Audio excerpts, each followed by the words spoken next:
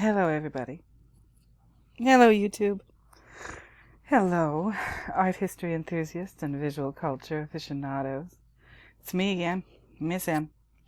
And I'm back with yet another video today. What are we going to do today?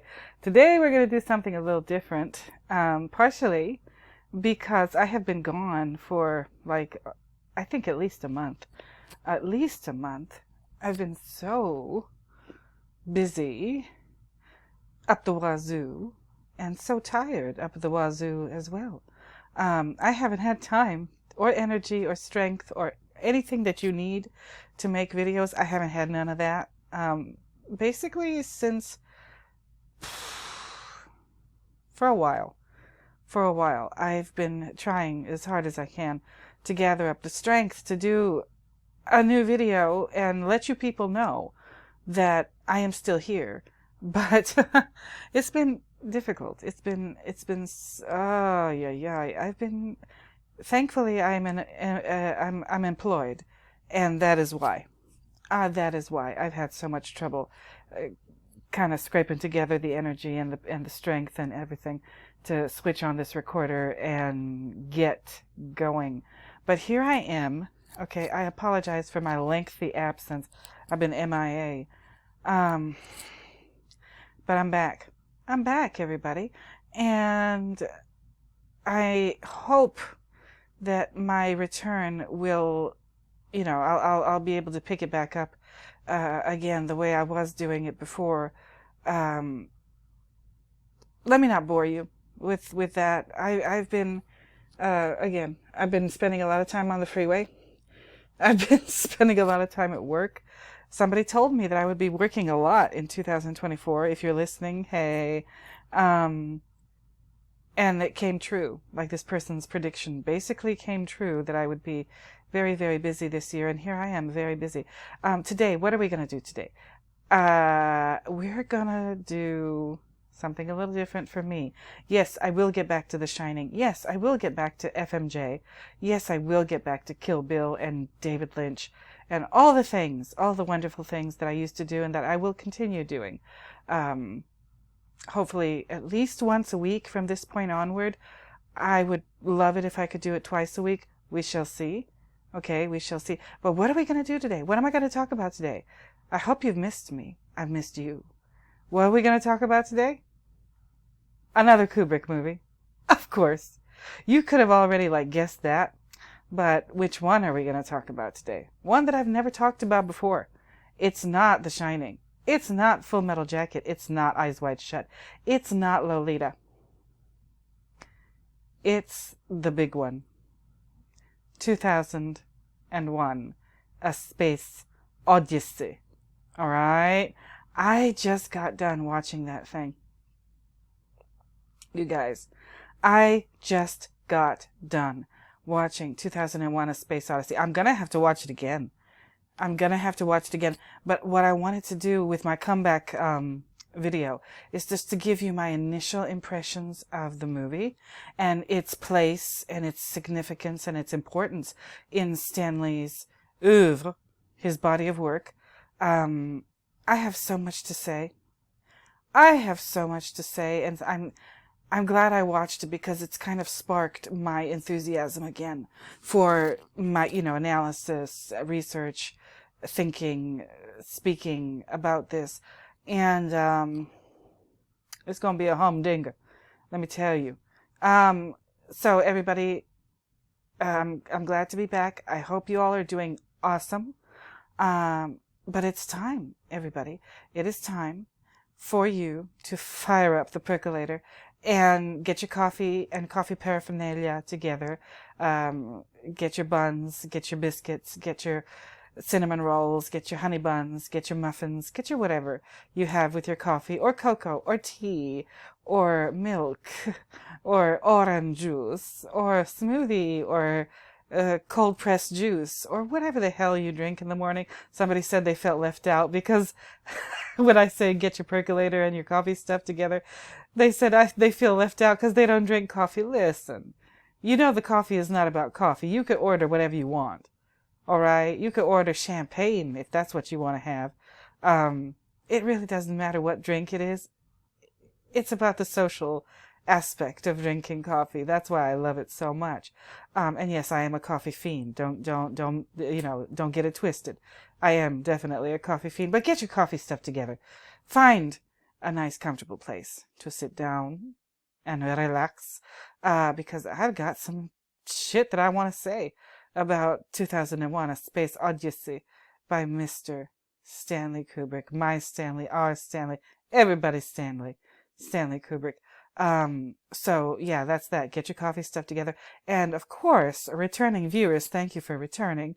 New viewers, thank you for being new. And subscribers, thank you for subscribing. I'm not 100% sure how many of you there are, because I've stopped keeping track of my subscriber counts. I know it's not in the millions, that's for sure. But, if you're a recent or new subscriber, oh, hello. Oh, hello, and thank you for subscribing. All of you, thank you for being here. Please don't forget, what did I say? Please don't forget to like, comment, subscribe, and share the video if you know anybody who might be interested in my particular brand of nonsense. And I place special emphasis on not so much liking, really don't care anymore, but commenting. I can't wait to hear your comments about this. I love the comments. I love reading the comments. They bring joy to my day, so I'm expecting a whole bunch of them from you guys, because this is a movie that I've never talked about. So my regulars, hopefully I give you something to think about. You guys are my ride or dies. But new people, I can't wait to hear what you have to say. To anybody who wants to comment, please comment. This movie has got me, Space Odyssey 2001 has got me messed up in the head. Are you surprised? Are you at all surprised that Stanley has ruined me once again? It's a lot. Okay? It's a lot. I'm not going to be doing frame by frame. I'm not going to do frame by frame for 2001, period. I'm going to show you bits and pieces of the movie that I found, not of the movie, but like stills of the movie that I found very intriguing and very interesting. I might just have to pull up the Wikipedia page and read you the plot, because there is no way to spoil this movie. There's nothing to spoil. There's nothing to... did you hear me? There is nothing to spoil with 2001, A Space Odyssey.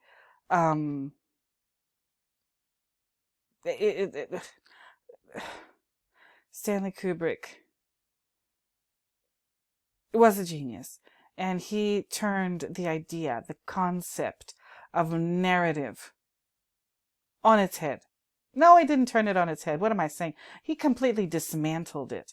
Kind of like, Dave dismantles Hal in the movie. Yes, that's what Stanley is doing to the way we communicate through art. Because I'm an art person, and I'm definitely an art history person and visual culture person. I think, I think that gives me a little bit more insight into what Stanley is up to than some people. But then again, there are other people, I'm sure there are other art history and visual culture people who are into Stanley Kubrick too, and they have their own take on what's going on. It's informed by their own education or their background or their stuff that they've read, stuff that they've seen. We're all individuals. We're all individuals, and Stanley did something, in my opinion. Yes, I always say in my opinion, because I want you to know that I want you to have an opinion too, and I don't want your opinion necessarily to be the exact same as mine. That's not what this is about. It's about just thinking.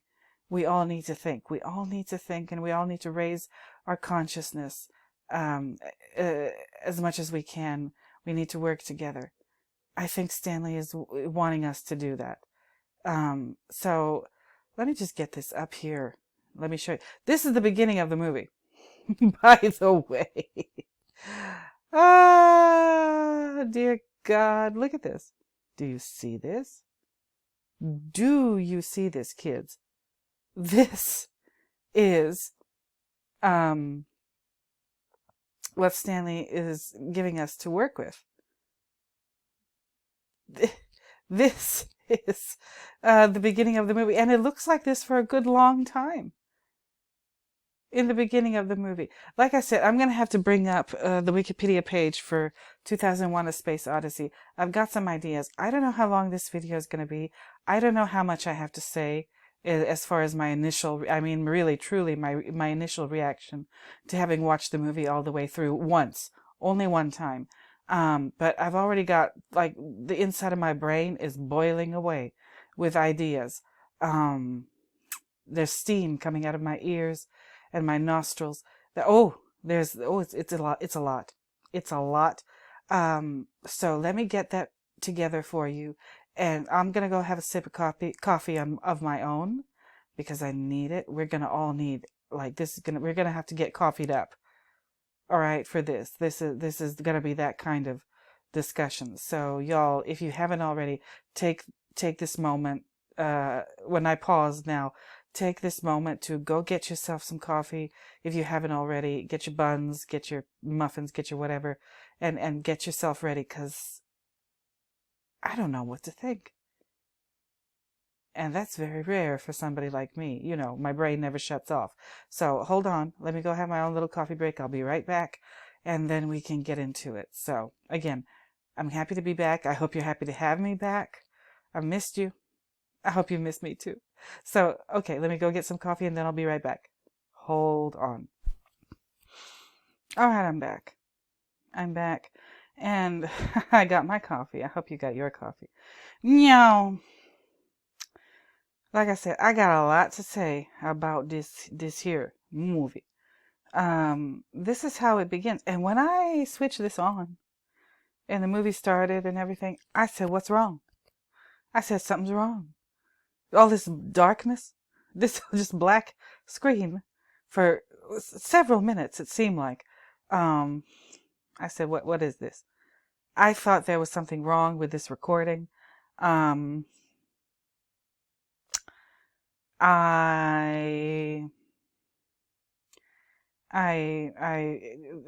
did it again. Okay, let's just put it that way. Stanley did it again. All right. So, something is telling me that Stanley is trying to, in this movie, released in, as far as I can tell from my research and my readings and my studies, it was released in 1968. And just to, like, not keep you in suspense for any longer, sorry. I think that this is very much keeping with Stanley's theme throughout his, once again, his oeuvre, his body of work. This movie isn't about, like, again, I think all of his other movies, this movie is not about what it looks like it's about. All right, he pulled another one. All right, he pulled another fast one on his, well, not a fast one. This is a slow one. This, you see here, this, I hope I got a good copy. This thing, my copy here is 2 hours, 28 minutes and 51 seconds. That's almost 2.5 hours of not a lot of sound, not a lot of noise, not very action-packed. It's slow. It's a slow-paced movie.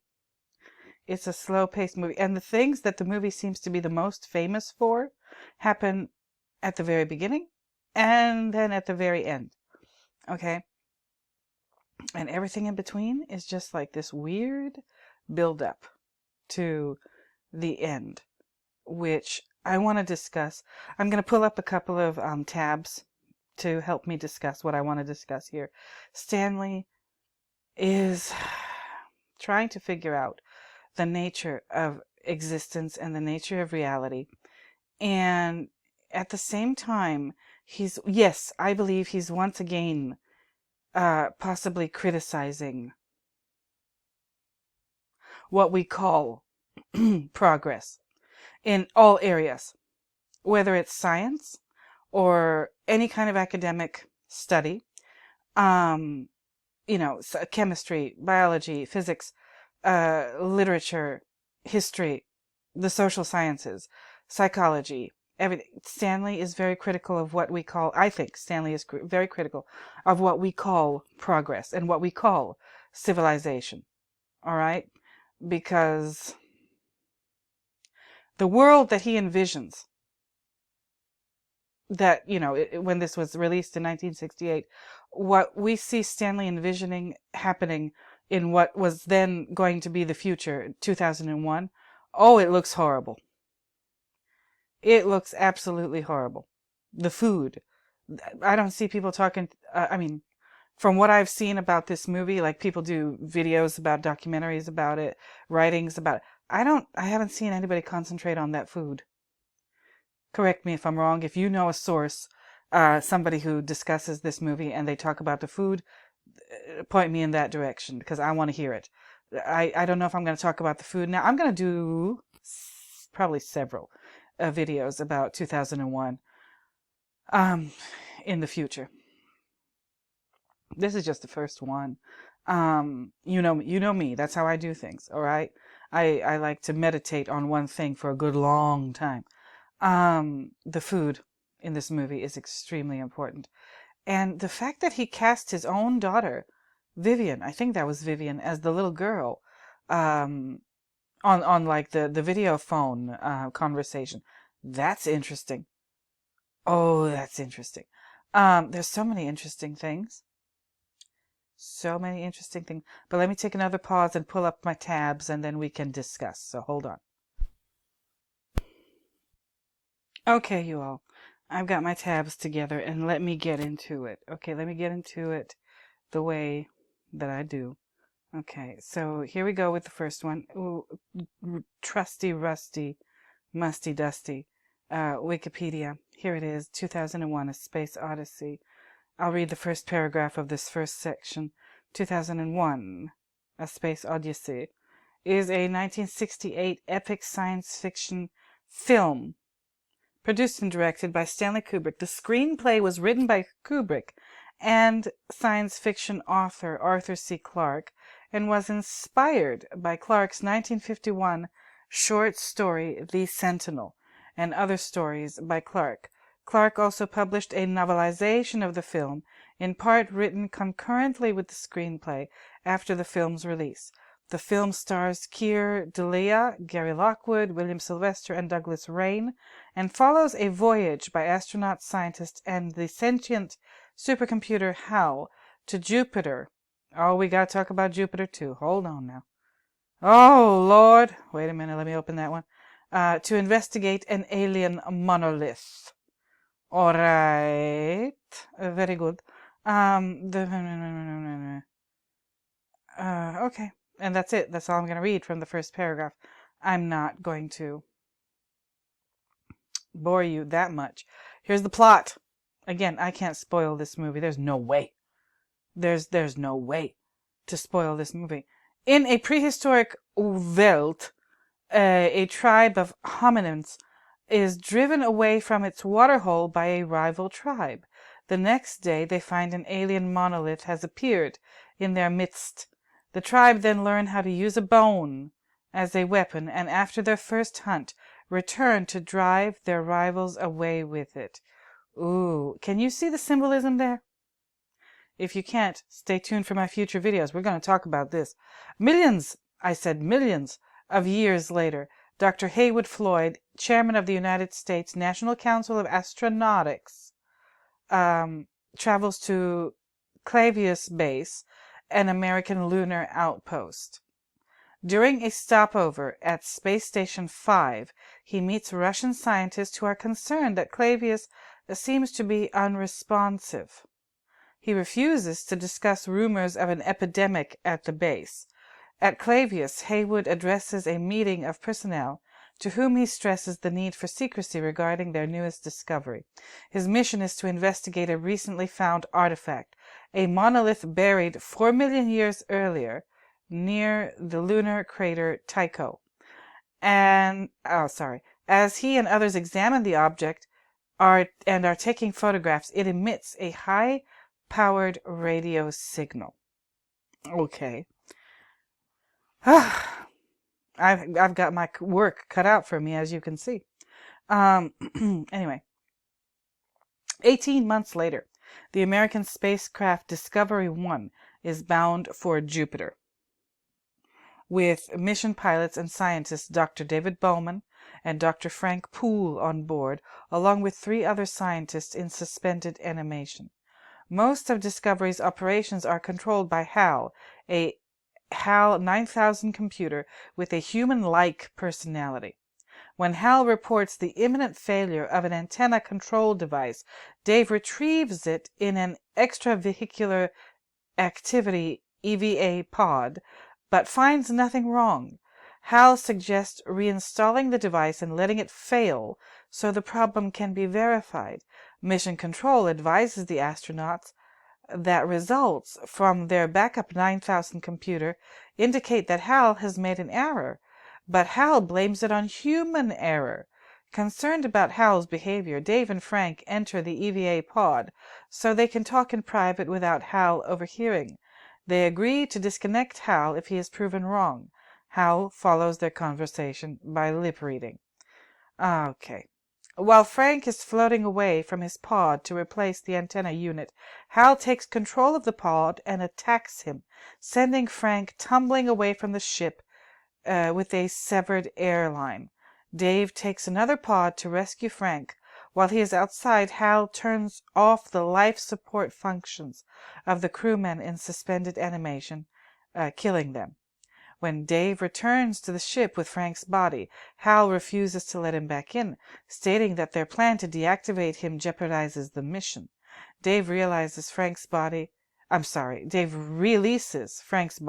and opens the ship's emergency airlock with his remote manipulators.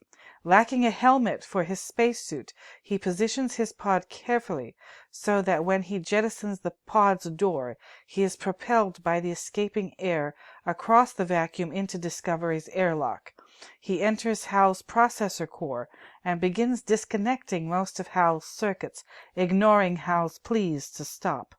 When he is finished, a pre-recorded video by Haywood plays, revealing that the mission's actual objective is to investigate the radio signal sent from the monolith to Jupiter. At Jupiter, Dave finds a third, much larger monolith orbiting the planet. He leaves Discovery in an EVA pod to investigate. He is pulled into a vortex of colored light and observes the bizarre astronomical phenomena and strange landscapes of unusual colors as he passes by. Finally, he finds himself in a large neoclassical bedroom where he sees, and then becomes, older versions of himself, first standing in the bedroom, middle-aged and still in his spacesuit, then dressed in leisure attire and eating dinner, and finally as an old man lying in bed. A monolith appears at the foot of the bed, and as Dave reaches for it, he is transformed into a fetus, enclosed in a transparent orb of light, floating in space above the Earth. And that's the end of the movie, kids. There's a lot to talk about. And this, you all are aware of how much work I've done on The Shining. If you've been riding with me for any length of time, I must figure this movie out. I must figure out 2001. Okay? I have to. I'm still going to be working on The Shining. I ain't done with The Shining. I ain't done with Full Metal Jacket. I ain't done with Eyes Wide Shut, Lolita, etc. No, don't worry about that. But something tells me that in order to really understand, my favorite, The Shining, I need to understand 2001. And I think I've got the beginnings of some good stuff to work with, and that I'm going to be presenting to you in the future. But again, Stanley, again, I read you this plot. It's an extensive plot, and it does a pretty good job of explaining to you what happens in the movie, what you're going to see if you watch the movie. But this is not a spoiler. It is not. You still have to watch the movie if you haven't already. This plot that I just read, this ain't nothing. compared to watching the movie and experiencing the thing, and with the knowledge, with like, you know, the realization that this movie is, once again, in my opinion, it's not about what we think it's about, what we're told it's about. First of all, what does it say up here? It's a science fiction film. Okay, cool. I'm just gonna go ahead and take their word for it for now. All right, for now. And I want to talk to you about some stuff. Okay, now in this plot they've mentioned a couple of things. They mention Neoclassicism. The furniture in the bedroom at the end of the movie is supposed to be neoclassical. Okay, I'm gonna go ahead and take their word for it. They mention Jupiter. That's where the monolith, you know, the signal from the monolith on the moon is going towards. From what I understand, going towards Jupiter. Okay, we got to talk about Jupiter. And I don't mean the planet. I mean the god. All right. So let's get into it. Hold on one second. Let me get into it. Hold on. Okay, you all. Let's get into it. First thing I want to talk about, as far as my tabs and everything, I don't know if I'll even show you any images from the movie itself other than this today, because Stanley, he begins with darkness. And this movie has an intermission with more darkness. Okay? Oh, Lord, I just had a thought. I don't know if anybody else has had this thought before me, but this black screen, it might be Stanley getting his audience, his viewers, as close as he possibly can to, you guessed it, the monolith. Okay, that monolith is important in ways that I don't know if I'll be able to articulate that to you, what my thoughts about the monolith in this video. I might have to do like a video about like different parts of the movie, or different objects, or different concepts, or whatever. We shall see. But I might not be showing you much more than this first part. This is the first part of the movie, y'all. Just this black screen and silence. Excuse me. So much silence in this movie. I've been sick for about a month, so you're gonna have to excuse me if I or forgive me rather, for being a little bit congested. But yeah, this is maybe the only thing I'll show you, and maybe the bedroom at the end of the movie. Okay. And everything in between, I will pick and choose what to show you in future videos. But let's get into my tabs. Hold on. Here we are. Okay, so we're still talking about the movie, and these are the things that I clicked on. Okay, so Jupiter. Yeah? I'll read it to you. The planet. I'll talk about the planet for now, and then I'll move over to the god, the Roman god, Jupiter.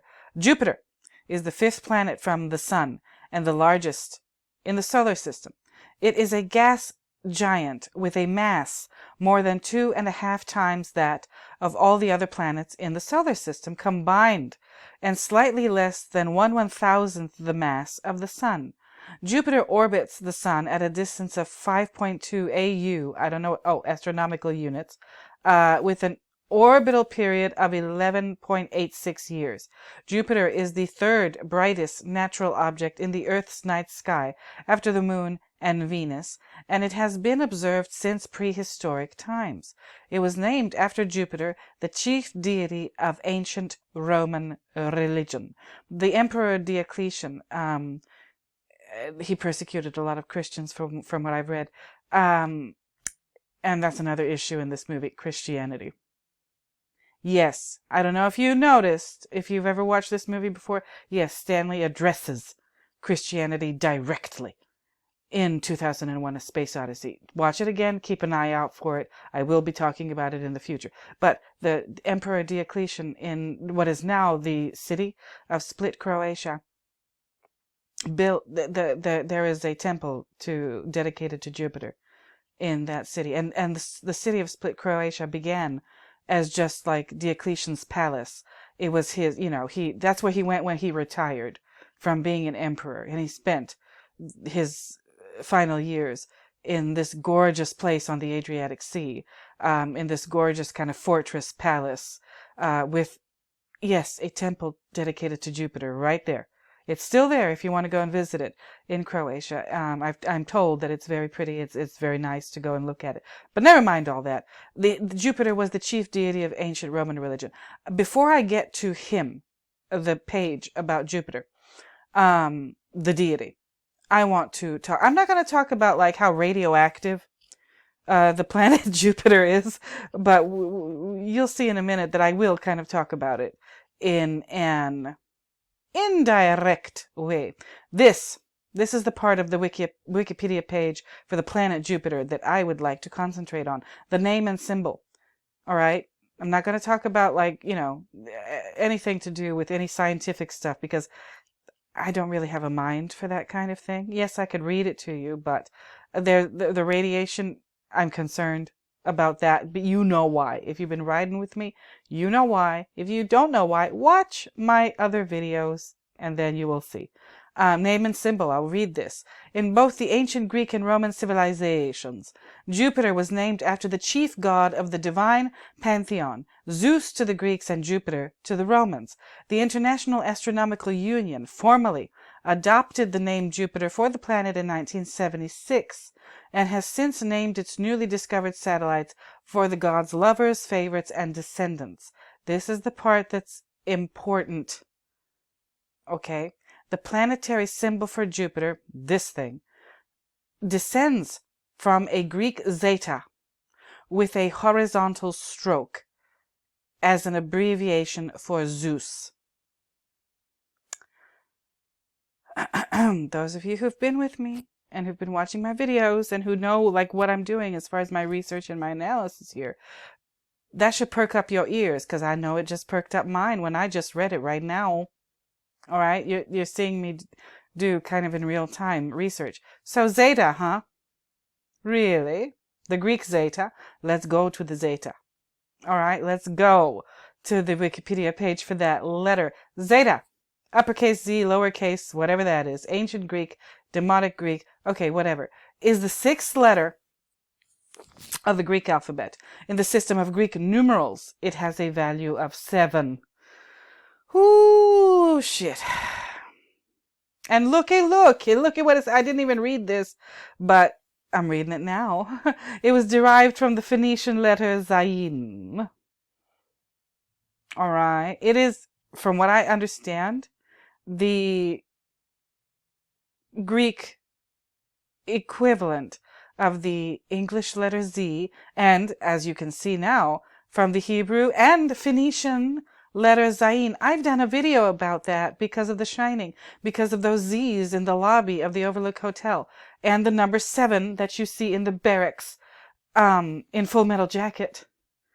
Zayin, what does Zayin mean? If you've been riding with me, you know. Zayin means weapon in Hebrew. And if you take it back to Phoenician, the word Zayin means axe. And if I'm right about The Shining, and that axe really represents the atomic bomb, oh Lord, I'm onto something, ain't I?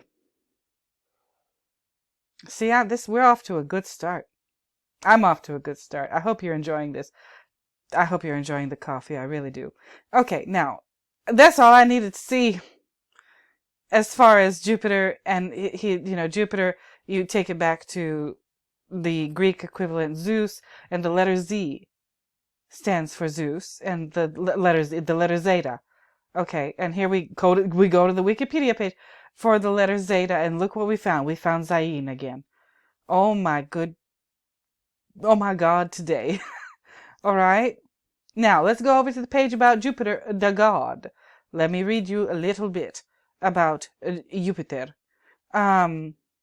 Jupiter, from Proto-Italic jus, day, sky, plus pater, father, thus sky father, also known as Jove, is the god of the sky and thunder. and king of the gods in ancient Roman religion and mythology.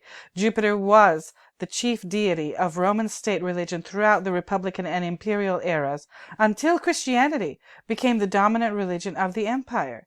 In Roman mythology, he negotiates with Numa Pompilius, the second king of Rome, to establish principles of Roman religion, such as offering or sacrifice. Well, that kind of does happen in this movie. Like, all those scientist astronauts, they die. Hal kills them. And we need to figure out Hal, too. That son of a bitch. I don't like him.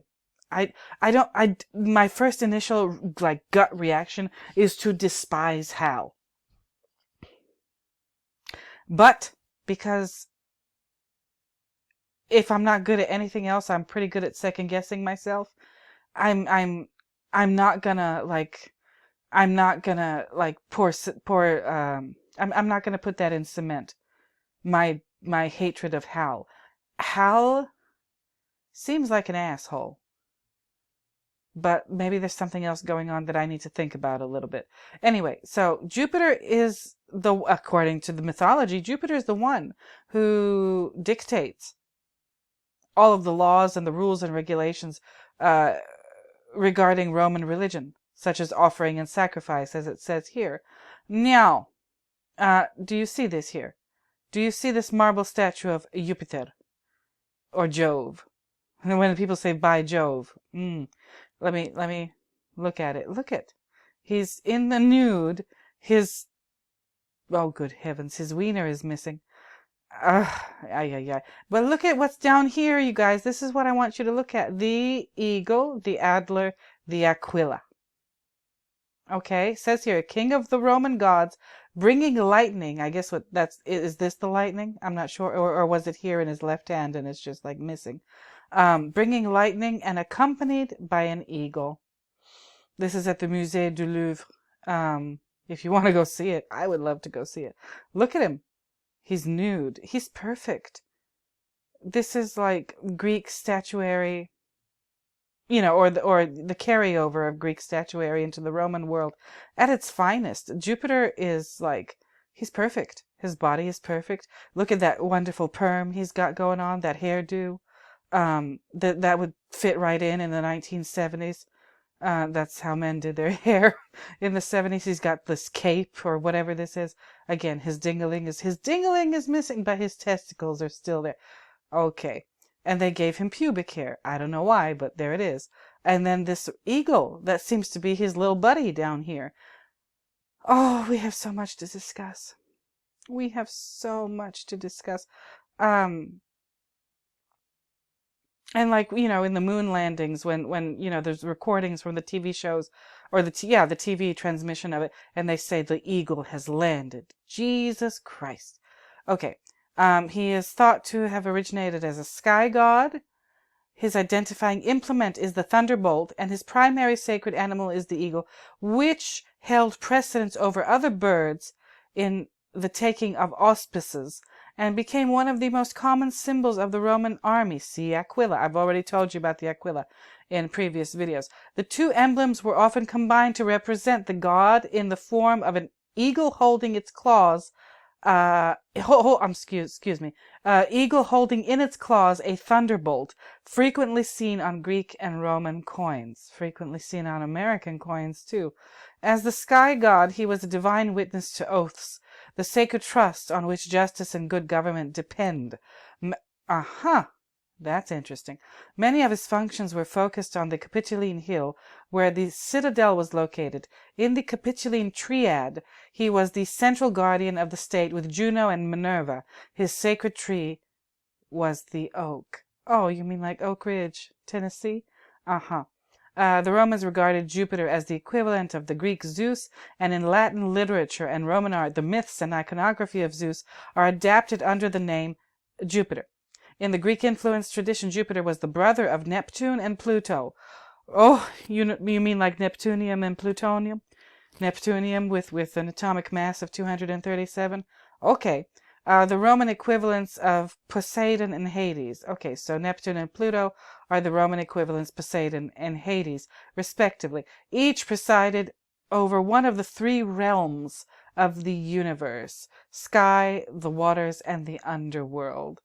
All right. The italic Diespiter was also a sky god who manifested himself in the daylight, usually identified with Jupiter. Tinia is usually regarded as his Etruscan counterpart. Now, I want you to look at this. I want you to his equivalents in other cultures. This is why I love Wikipedia. It just gets all of this together for you. You don't have to go searching for this all over the place. You should like confirm this stuff by looking in other sources, but when you're just like doing cursory research, oh, Wikipedia is marvelous. Now, what's the equivalence? As we already talked about, Greek equivalent is Zeus. Norse equivalent is Thor. Hinduism, we got a couple of them. Indra, Brihaspati, Dios, Pita. Canaanite equivalent, Baal. Mesopotamian equivalent, Anu, Enlil, Hadad, Shulpe. Egyptian equivalent, Amun. Proto-Indo-European equivalent, Deus Ferter. Albanian equivalent, Zeus. And Mesapic equivalent, Zis. Okay, so what did I want to talk about? Do I want to talk more about Jupiter, or should I kind of leave this for something else? I think that's enough for now. I don't know if I want to talk about the sacrifices. Lord. Sacrificial victims, the hostie, offered to Jupiter were the ox, or castrated bull, the lamb on the Ides, the Ovis Idulis, and the Wether, castrated goat or castrated ram, on the Ides of January. The animals were required to be white. The question of the lamb's gender is unresolved. While a sacrificial lamb for a male deity was usually male, for the vintage opening festival of Flamen Dialis, sacrificed an ewe lamb to Jupiter. This rule seems to have had many exceptions, as the sacrifice of a ram on the Nundinae by the Flaminica Dialis demonstrate. During one of the crises of the Punic Wars, Jupiter was offered every animal born that year. Oh dear. Okay, so I'm going to have to come back to this. I really am. I did want to mention the Aquila. I did want to mention the Thunderbolt. He rules the sky. Okay, and his equivalents are Thor, Baal, the Mesopotamian equivalents of Anu, Enlil, Hadad. Okay, and the Egyptian equivalent, the Amun deity. I'm gonna have to like look into this in the future. Okay, so we got that. So Jupiter, right? The Zayin. We found the Zayin. The Zayin is connected to Jupiter here through Zeus. The weapon, the axe. Oh, there's a lot going on. Okay. And I also want to talk about, while I'm here, I've been talking for 43 minutes, so please bear with me. Again, hold on. Now, the second part of this, my initial reaction and what this is kind of pushing me, like that song by the band that I've been listening to a lot lately, Slipknot, like this movie, 2001, was the push that made me move. This movie, Stanley's movie, was the push that made me move and got me kind of out of my, it made me kind of transcend my tiredness to like bring this to you. I just had to. And I know this is gonna like grab a hold with an iron fist of my curiosity, and it's not gonna let go for a good long time. So hold on, let me show you something before I get talking about my other couple of tabs that I've got here. Just a second. Okay, everybody, here we are. So I told you, I showed you that darkness at the beginning of the movie, that black screen. And I wanted to show you this, basically kind of near the tail end of the movie. The monolith making its final appearance in the movie. In this room that Dave is put into after he goes through all of those colors and all that psychedelic trippy stuff and whatever. This room, which is called, as you can see, hold on, let me show you. I already read about this here. Neoclassical bedroom. Okay? Neoclassical bedroom. So neoclassical, what does neo mean? It means new. And classical means it comes from the classical Greek world, ancient Greece, the classicism of Greece. So, okay, let's take another look at it. Now, why did I want to show you specifically this angle of the room at this point in the movie when Dave is on his deathbed? Okay? Or maybe it's not his deathbed, maybe it's his rebirth bed. I don't know. But he's facing the monolith, he reaches out to the monolith, and then like he gets transformed into like this little fetus thing. Like you saw, like I read in the plot. But the thing that intrigues me about this room isn't, yeah, it's mostly, yeah, almost exclusively, but not completely and totally, the decor of the room is supposed to be neoclassical. Let me handle that for a second, okay? First of all, well, no, before I forget, okay. So this monolith, I've heard commenters or, Kubrickologists, I'll just call them that, say that this monolith, what does it stand for? What does it represent? It represents the movie screen in movie theaters where this movie was being shown and the dimensions of that. I don't believe it. I don't think so. Maybe I'm wrong. Maybe all those other people who said that, maybe they're right and I'm wrong and I really need to shut up. But I'm not going to do that. That's my channel. I can say whatever I want. I can be as wrong as I want to be. As much as I want to be. All right. Now, in order to really understand this monolith, we need to understand, I believe, its position in the room. Okay, so here it is in front of Dave's bed. I think his name is Dave. And it's standing upright. It's stood up on its short side. All right, and this is supposed to conform to the ratios 1 to 4 to 9. I don't know how important that is. And people say, oh, this is, these are the dimensions of a movie screen. Listen, correct me if I'm wrong, but like the movie screen, isn't it like it kind of completely flat? It doesn't have very much depth.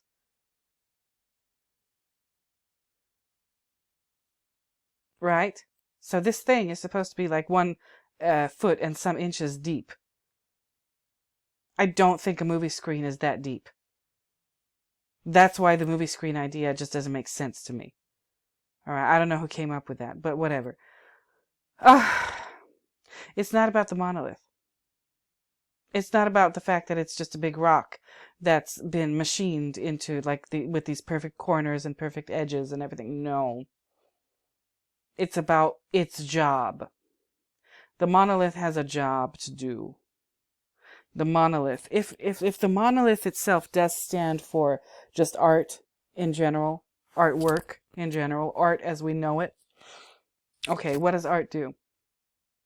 It's a communicative medium. It's a communication medium. So I'll show you this in another time, but the place where the monolith is in this bedroom is right in front of, the monolith is between Dave's bed, his death or rebirth bed, and the fabric of this comforter is intriguing me, and all these squares, but never mind that now, is between Dave's bed and whatever it is that's behind the monolith. Let me show you what's behind the monolith. I'm not going to switch the perspective of this. You'll see it in future videos. But what's behind the monolith? Something like this. Okay? Something like this, which is, what is this called? It is called, this particular example of it is, this is the roll-top desk of Marie Antoinette by Jean-Henri Reisener, 1784, oak and pine frame, sycamore, amaranth, and rosewood veneer, bronze gilt, whatever. This is also at the Louvre. So this is a desk. All right? That's what's in between. I'm sorry. That's what's behind the monolith in this shot of it. This is where it presents itself to Dave as he's, I guess, dying. So his bed, the monolith, and then behind the monolith, between these two chairs on the wall, is a writing desk. And it's all the same color as every other piece of furniture in this room. He has like two colors in this room. He has like this, yes, I'ma say it, uranium green color for like the upholstery of the furniture. And then the walls are horizon blue. All right. Why am I saying horizon blue? I'll explain it to you in a second. And then there's this like hutch or whatever this thing is. It's like this. Is this also horizon blue, or is it kind of more on the white? There's white in this room. The statues are white. This pillar over here, again, oh, these pillars are white. And then this one piece of furniture over here. I don't know what it is on top of this piece of furniture.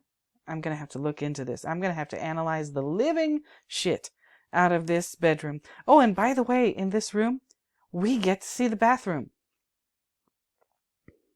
It's over here somewhere through this door. It is also, the colors in the bathroom are similar to this room, but I'm going to have to check again. All right.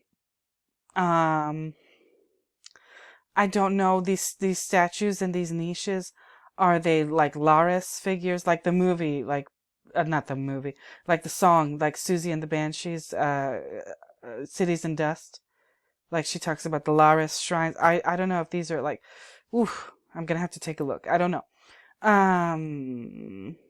Yeah, so we got uranium green and horizon blue. You know what? Well, uranium green. Why I say uranium green? Because of my past research. Horizon blue, though. You might be surprised where that color comes from or why that color is that color. But okay, so the bed, the monolith, and behind the monolith, the desk. And a desk was the neoclassical equivalent, or in the old world, before computers took over, a desk was kind of used for communication, for written communication. People wrote letters. They corresponded with each other by writing letters on paper with ink. And they did, especially if you were somebody as well off as Marie Antoinette, you got this gorgeous desk to do that on. Okay? Now, why did I say horizon blue? And here we... Yes, him. Naps Bonaparte. Okay? Why am I bringing him up again? Well, horizon blue was the color of Napoleon's soldiers' uniforms. Why did Napoleon choose that color? Or, whoever it was that chose the color. Because it was cheaper to make than, for example, uniforms with like a darker color or a more rich or vibrant color, like a red. So those pale blue uniforms of Napoleon's soldiers, they were made because blue dye was much cheaper than something like red dye. That's what I read. Okay, now check this out. Look at, is this his throne? Is this his desk that he writes at? There's a book under there. Oh dear. There's a clock behind him. Oh my. There's a sword, a zayin, weapon. Whew. Okay, so we got Napoleon again. Why am I bringing up Napoleon? Because as the summary for this movie says, the furniture, Dave finds himself in a large neoclassical bedroom. They don't mention the bathroom, but there's a bathroom too. And it doesn't make sense because this time period, neoclassicism with this furniture and this thing, whatever's going on over here, neoclassicism comes to us like right after, the Louis Kings, Louis this is Louis the 16th. Yeah. But after all of those monarchs, or that time period in general, like Versailles, the palace at Versailles, right? For example, there were no toilets. Did you know that? That's what I was told. If I'm wrong, correct me. Educate me. But there were no toilets. They didn't have plumbing at this grand, beautiful, vast palace at Versailles. So, Stanley makes a point of putting a bathroom adjacent to this room. And it's got a sink, it's got a bathtub, it's got everything that a modern bathroom does. The decor in the bathroom kind of matches this neoclassical, like, thing going on. I thought this was Rococo. When I first saw it, I was wrong. Somebody, Wikipedia corrected me. No, not Rococo. Neoclassicism. Excuse me. Okay, let me read to you about Neoclassicism. Just this first paragraph, and I promise I won't do much more than the first paragraph. Neoclassicism, also spelled neo-classicism, emerged as a Western cultural movement in the decorative and visual arts, literature, theater, music, and architecture that drew inspiration from the art and culture of classical antiquity. Yes. Yeah, Greece. All right? Greece. That's where Jupiter comes to us from. He comes to us via Greece. Zeus, Zeta, Zayn. Oh, good heavens. Okay. Classical antiquity, yes. Neoclassicism was born in Rome, largely due to the writings of Johann Joachim Winkelmann, or Winkelmann, whatever, during the rediscovery of, I just mentioned Cities and Dust by Susie and the Banshees. That song is about the volcanic eruption that destroyed Pompeii, but during the rediscovery of Pompeii and Herculaneum. Its popularity expanded throughout Europe as a generation of European art students finished their grand tour and returned from Italy to their home countries with newly rediscovered Greco-Roman ideals. The main neoclassical movement coincided with the 18th century age of Enlightenment. That's where, like, science as we know it comes from in our world, the way, people think of science and scientific research and study and whatever. It comes to us from the 18th century, the Age of Enlightenment, as it's called, and continued into the early 19th century, eventually competing with Romanticism, which is interesting because when you study art history, you got to study Greece before you can study Rome. And in between those two cultures, you got to study the Etruscans. But never mind. Eventually competing with Romanticism. Okay. In architecture, the style endured throughout the 19th, 20th, and into the 21st centuries. So Stanley Kubrick himself, if I'm not mistaken, went on record and said that this bedroom that we see here is like an erroneous attempt at recreating neoclassical, I think Stanley said architecture. He didn't say decor or interior design or art. He said architecture. I guess he means just the structure of the room. And like these, these elements, these moldings and crowns, whatever you want to call them, right? He said it's a bad, I can't remember exactly his phrasing, but like basically the entity that brought Dave here and prepared this space for him has presented Dave with like this bastardized or just wrong version of neoclassicism. The thing about it is, okay, if it is like a wrong or an erroneous version of neoclassicism, most people, like you and me, us ordinary folk, we wouldn't be able to tell the difference. But Stanley is telling us in an interview at some point, oh no, this is like, this room is trying to be neoclassical, but it's missing the mark somehow. And this is Stanley's doing, by the way. He's the one who chose this room and this like disco floor with the lighting coming from the floor. Yeah, there's no light source coming from like is there a light source? I don't know. Wait a minute. Well, if there is, we can't see it in this shot. But is there like a chandelier? Are there lamps? I'm gonna have to explore this room further. But like a huge amount of the light in this room is coming from the flow.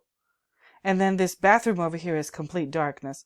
Kind of like this monolith. Oh, okay, wait a minute. But yeah, the monolith I think is a communication device. I think that's what's going on. Every time we see it in the movie, it somehow seems to influence the people that encounter it. Whether it's those creatures at the beginning of the movie, or the people on the moon, or Dave, or whatever. It seems to... its job is to communicate somehow. And after people encounter it, then stuff changes. There's an evolution that happens. And whether that evolution is good or bad, I don't know. But to me, it seems like Stanley is kind of obsessed with reincarnation. He mentions it in that interview when somebody asked him, like that Japanese director asked him about like the black and white photo, 1921 photo from The Shining. He says it's kind of an evil reincarnation. Okay, is this similar to that? Is Dave and the monolith, and then Dave kind of turns into a fetus floating above the earth? Is that another? That's more incarnation? Is that okay, if the incarnation or reincarnation in The Shining is, as Stanley puts it, evil, is this evil too in 2001? I have so many questions. I have so many questions. All right. And something is telling me that our Stanley was probably like a pretty big fan of the Twilight Zone. I see a lot of the Twilight Zone. The original series, the black and white shows from like the 50s and 60s, which I believe they didn't, I don't think the Twilight Zone lasted until 1968. I'm going to have to look it up. There's like 5 seasons. So it probably, the show itself ended like in 1964, maybe at the very latest 1965. But I know it got started in the late 50s. Something tells me Stanley was a fan. I don't know. I will bring that up again. There are episodes of The Twilight Zone that I can cite that this movie, 2001, reminds me of. Okay, I'm not saying that Stanley stole from The Twilight Zone. I'm saying that maybe Stanley got like a little spark of an idea from some episodes, or the one in particular that I'm thinking of The Twilight Zone, and he ran with him. I should cover that in another video, comparing 2001, A Space Odyssey by our Stanley Kubrick, and comparing that to The Twilight Zone. I don't know if that'll be my next video or what. I've already been talking for over an hour. Okay, I'm at 1 hour and 2 minutes now. I've covered what I wanted to cover. But, oh no, I didn't cover exactly what I wanted to cover. I have a little more to say, and then I'll let you go. So Neoclassicism is a big deal, because it's the new version of Greek classicism. Okay. And I mentioned our boy here, Napoleon Bonaparte. And now, why did I bring up Napoleon again? Because Stanley wanted to make that 3-hour epic movie about Napoleon's life, concentrating on his relationship with that slut Josephine. Okay, I said what I said. And now, what's the time period for Neoclassicism? As we see here for France, at least. And Stanley said that this room is an erroneous version. He didn't say neoclassical. He said French, I think. French architecture. And then you do a little digging, find out he's talking about neoclassicism. Okay. All right. So the time period for neoclassicism, which overlaps with romanticism, but we're not going to talk about that today. The Louis the 16th style, beginning in 1760. This is France. And then the Empire style, ending in 1815. So 1760 to 1850. Guess what? Guess who was alive during that time? Well, looky. Napoleon Bonaparte, born 15th of August. Oh, he was a Leo. Interesting. Anyway, born 15th of August, 1769. 1769, yeah, Neoclassicism in France began in about 1760. Okay. And he died in 1821. Well, okay, the Empire style, or Empire style, ended in about 5 years or so. 6 years before Napoleon's death.